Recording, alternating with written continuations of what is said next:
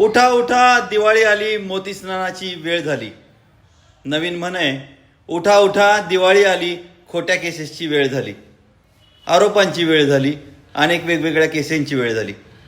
दुर्दैव आहे, परंतु जर तुमची पत्नी जर या दिवाळीला देखील तुमच्या घरी आलेली नाही, तुमचा वाद मिटलेला नाही, दिवाळी तुमच्याशिवाय जाणार आहे असं वाटत आहे, 1 वर्ष झाले, पुढची दिवाळी आली आहे, तर तुम्ही अलर्ट राहिलं पाहिजे.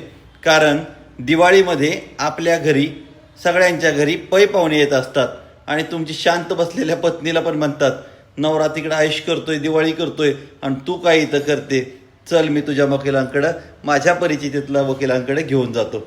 आणि त्यामुळे अशा केसेस घडण्याची अनेक वेळा संधी होते किंवा शक्यता निर्माण होते. त्यामुळे तुम्ही आता तरी अलर्ट राहा आणि पहिली कारवाई तुमची होईल याची काळजी घ्या.